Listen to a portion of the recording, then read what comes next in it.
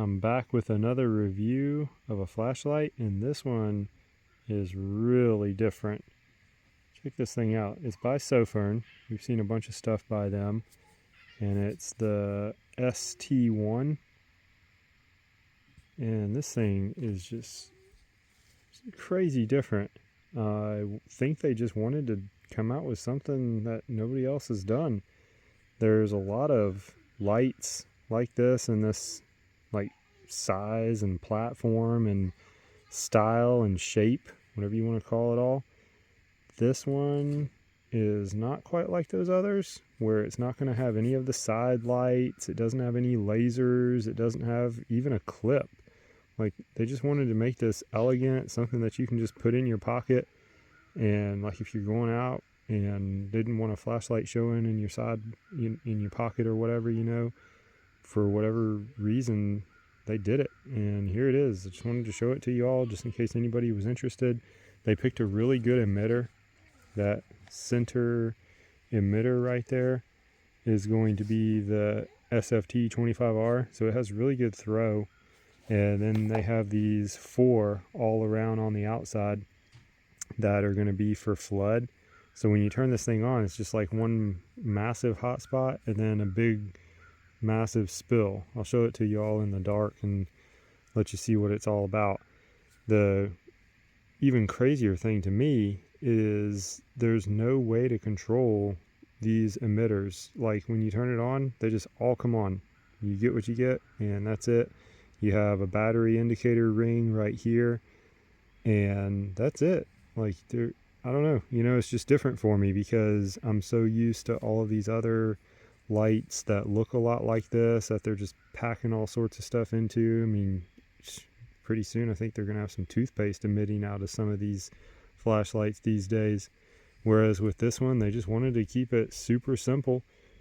You have literally moonlight, low, medium, high, turbo. Let's just go through it. I'll show you. There's the Type-C charging down here on the bottom. Real quick, I can show you that. And as you can see, it's kind of hard to open, which is good, I guess. That way it's not flopping open all the time. You're not taking a battery out of this thing, so it's a good thing that's there. The little lanyard that comes with it, not really feeling it. I didn't do it.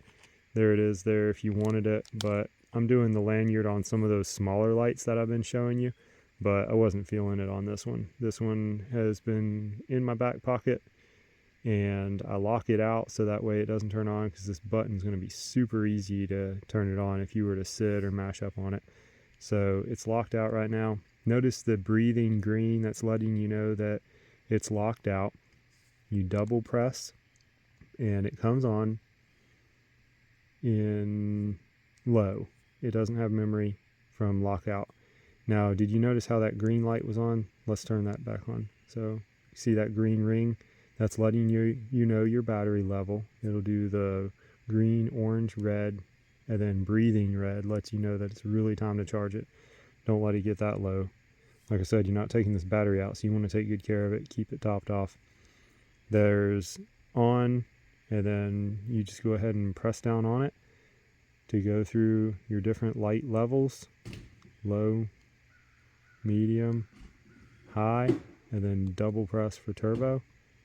And then we'll go ahead and turn it off and hold it and press and hold, and you do get a really nice moonlight. I gotta say, they did a good job on that really low lumen level, gonna save your night vision, all that good stuff that I like in a light. That's getting really hard to come by here lately. I see where a lot of companies, even this company, their lowest level will be like 30 lumen or something. It's really high. So good job there. But that's it. Like, if you were to double press right now, you're just going to lock it back out. You can't double press to turbo like we're used to. See, it's locked back out now. I did the little green flash on the ring there, letting you know you're locked out. You double press. Oh, it does have memory. I said wrong a minute ago. So wherever you left it, that's what I wanted to see. I left it on the highest setting and turn it off, lock out, so you could double press and it'll come back up in high. So wherever you leave it, it'll come back on when you unlock it.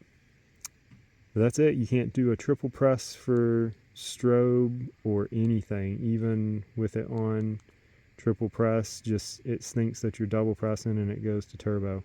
There's nothing like real simple light here. If that's something that you're looking for, then you just found it. But it's different for me. Like I said, I kind of like a couple bells, maybe even some whistles included with the light nowadays. You know, like you have some that have like a little rotary here, and you got a laser, and you got flood and spot, and you have some with ultraviolet, you have others with red, you have others with side lights. None of that here, just what you see, and we'll get it out in the dark and show you what it can do. I did notice something. I'm glad I remembered before I turn this off. So when you do a tail stand, you do this right here and you turn it on, right? Look at how that's like angled off. I don't know if you want to call it beveled. See how it's like there's like an angle there and an angle there. Yeah, I guess it is a bevel. So it's beveled off. So when I was doing a tail stand with this thing the other night, because I've been trying this thing out, it's in the back pocket.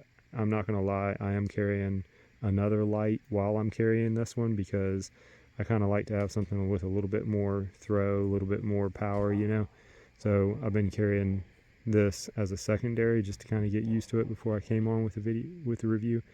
But when you do a tail stand, see that bevel right there?